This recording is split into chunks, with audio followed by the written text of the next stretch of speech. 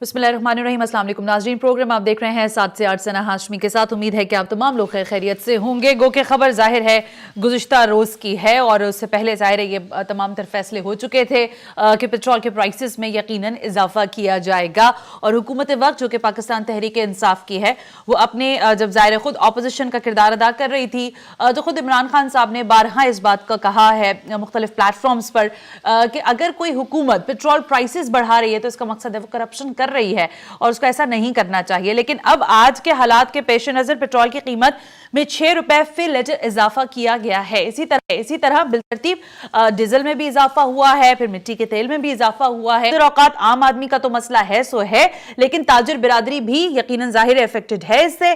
Good transporters धमकी दे रहे हैं कि अगर फैसला वापस नहीं लिया या तो हमें किराया बढ़ाने की इजाजत दे दें, लेकिन अगर वो नहीं बढ़ाएंगे आप तो हम जाहिर है सड़कों पर भी आएंगे, एहतजाज भी रिकॉर्ड करेंगे। तो हुकूमत इस वक्त एक गर्दाब का शिकार। इस वक्त हमें स्टूडियो में ज्वाइन कर चुके हैं गुलाम मोहम्मद आफरीदी। आप गुड ट्रांसपोर्टर्स की जानिब से जनरल सेक्रेटरी हैं, उनकी नुमाइंदगी कर रहे हैं ट्रांसपोर्टर्स की।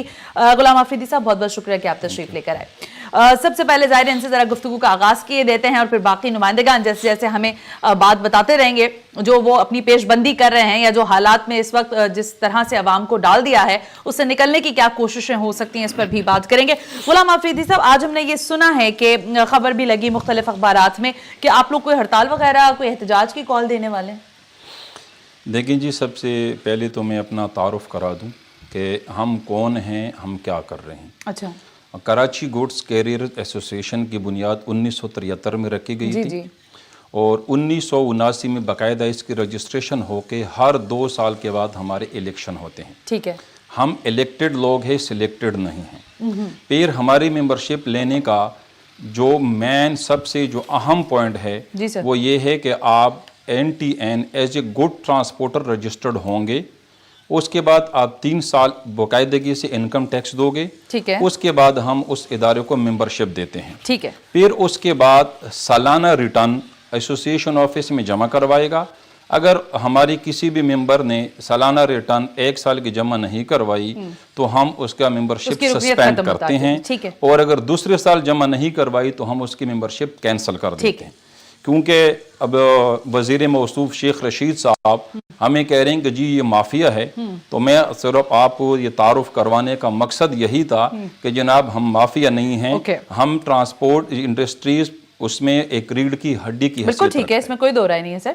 लेकिन ये अब मैं ज़ाहिर अभी आपसे पूछता हूँ कि ये जब जो पेट्रोल के प्राइसेस बढ़े हैं इसके बाद आपका लाहे अमल क्या होगा, इस पर आपसे सर गुड ट्रांसपोर्टर्स का मसला क्या है? आप चाहते हैं क्या आपके जो व्हीकल के ज़ाहिर आमदोरफ्त आप करते हैं, एक जगह से दूसरी जगह नकलो हमल होती है, सामान की तरसील होती है, इसमें ज़ाहिर पेट्रोल कंज्यूम किया जाता है, आप चाहते हैं कि किराए बढ़ाए जाएं या सप्लाई ऑन डिमांड के बेस पर आप इसको वेरी करते हैं प्राइसेस को?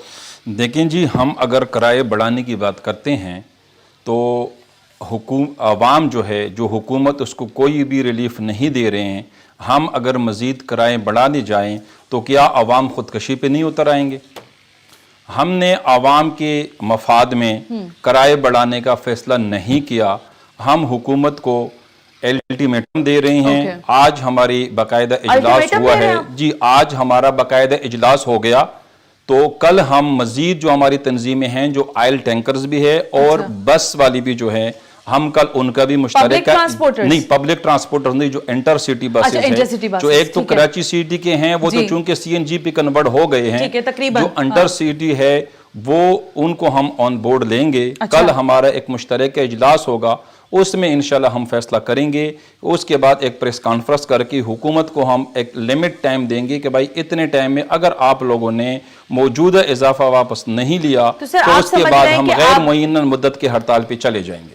है जो रेडी वाला है, जो बाकी इस तरह के मजदूर तबका है वो बहुत बुरी तरह से पिस रहा है। बिजली के बिलों में तवातुर से इजाफा हो रहा है। जो बेचारे लोग इतने यूनिट्स इस्तेमाल नहीं करते वो भी 5-5, 10-10 हज़ार रुपए जो है वो बिल देने पर मजबूर हैं।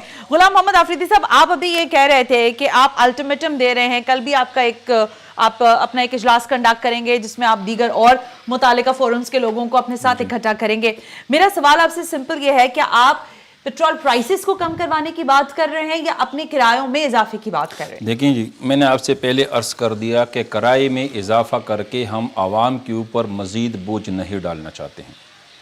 ہم کرائیں اس کب وقت تک کرائے بڑھائیں کی گے؟ مد میں جو آپ لیتے ہیں، میں اگر آپ سے پوچھوں، ظاہر ہے آپ نے مجھے کہا کہ ڈیمانڈ اور سپلائی کے اوپر ہوتا ہے، تو ایک ایکسٹینشن روٹ اگر میں بات کروں تو کتنا بن جاتے ہیں آپ کے پیسے؟ دیکھیں جی اس ٹائم Specified اگر کر دیں ہم اگر ہم۔ لاہور کا کرایہ لے لیتے ہیں ٹھیک ہے، تو اس ٹائم ہماری جو گاڑی جا رہی ہوتی ہے وہ اس ٹائم 1,25,000 سے 30,000 روپے میں گاڑی میں جا رہی ہے، لیکن ان کرایوں میں جو مہنگائی کا حساب سے وہ جو ہم کیلکولیٹ کرتے ہیں تو وہاں ہم زیرو میں ہیں۔ اس ٹائم ہماری 40% گاڑیاں رک گئی ہے صرف اسی وجہ سے کہ ہمارے اپنے خرچے پورے نہیں ہو رہے ہیں، کیونکہ اس ٹائم ہم جو ٹیکس دے رہے ہیں حکومت کو لاہور کا، ہم اپ اینڈ ڈاؤن 14,500 روپے خالی ٹول ٹیکس دے رہے ہیں ایک گاڑی کا، 14,500 14,600 روپے ہم ایک گاڑی کا Lahore up and down toll tax کے مد میں دے رہے ہیں۔ اچھا، 50,000 روپے سے زیادہ کا رقم ہم ڈیزل کے ٹیکس کے مد میں دے رہے ہیں۔